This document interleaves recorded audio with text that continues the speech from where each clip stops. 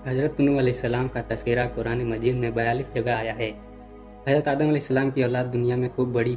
आहिस्ता आहिस्ता ये खुदा को भूलते गए जिसने उसे पैदा किया था और जो उनका पालने वाला है, और शैतान के बहकावे में आने लगे जिसने हज़रत आदम को जन्नत से निकलवा दिया था।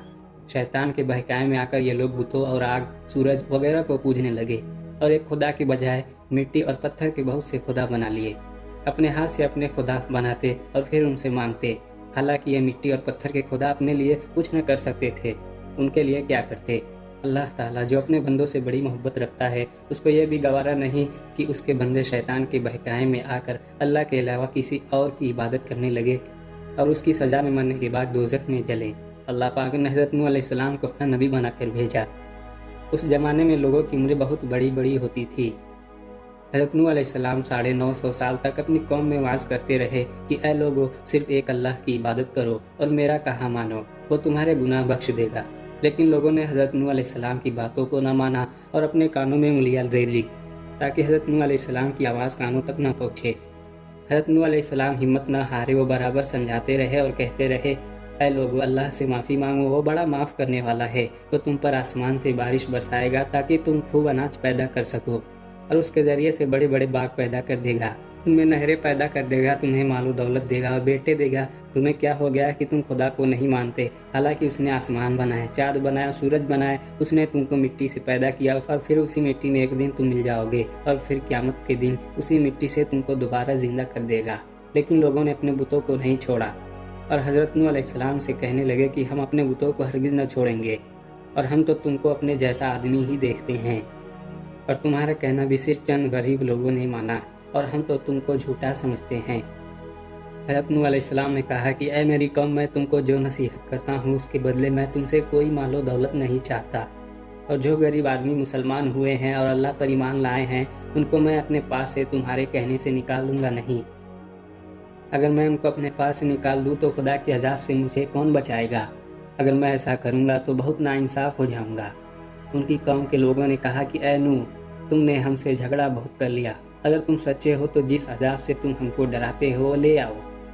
हज़रत नूह अलैहिस्सलाम ने कहा कि जब अल्लाह पाक चाहेंगे अज़ाब ले आएंगे। अल्लाह ताला ने हज़रत नूह अलैहिस्सलाम को वही के ज़रिए से हुक्म भेजा कि तुम्हारी कौम में जो लोग ईमान ला चुके हैं उनके अलावा और कोई ईमान नहीं लाएगा। तुम गम न करो, एक कश्ती बनाओ। हज़रत नूह अलैहिस्सलाम ने खुदा के हुक्म के मुताबिक कश्ती बनानी शुरू की।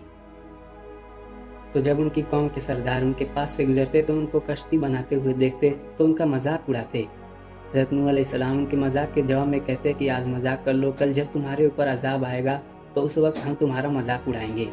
आखिर अल्लाह ताला का अजाब उसके वादे के मुताबिक आया। ज़मीन से पानी निकलना शुरू हुआ और आसमान से बारिश आनी शुरू हुई। अल्लाह ताला ने हज़रत नूह अलैहिस्सलाम को हुक्म दिया कि सब जानवरों का एक एक जोड़ा कश्ती में सवार कर लो, और जो लोग तुम्हारे ऊपर ईमान लाए हैं यानी मुसलमान हो गए हैं उनको सवार कर लो। हज़रत नूह अलैहिस्सलाम ने उस कश्ती में सवार होने वालों से कहा कि अल्लाह ताला का नाम लेकर इस कश्ती में सवार हो जाओ कि उसका चलना और ठहरना उसी के हाथ में है। अल्लाह ताला बड़ा बख्शने वाला मेहरबान है।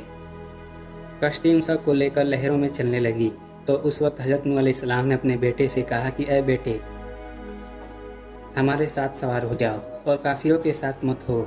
उसने कहा मैं किसी पहाड़ पर चढ़ जाऊंगा और वो पानी से बचा लेगा। हज़रत नूह अलैहिस्सलाम ने कहा कि आज खुदा के अज़ाब के सिवाय खुदा के कोई बचाने वाला नहीं। इतने में दोनों के दरमियान एक पानी की लहर उठी और वो डूब गया।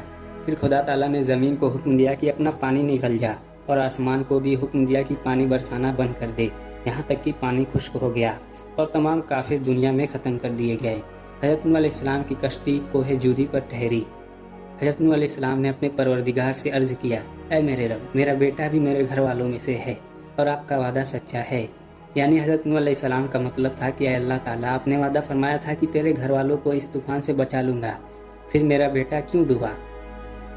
तो खुदावंद ताला ने फरमाया कि ऐ नूह, तेरा बेटा तेरे घर वालों में से नहीं था, क्योंकि उसके अमल अच्छे नहीं थे। मैं तुझको नसीहत करता हूँ कि ऐसे बात न कर जो तेरे इल्म में नहीं, इसलिए कि कनान अल्लाह के इल्म अज़ली में काफिर था और ये बात नूह अलैहिस्सलाम के इल्म में न थी।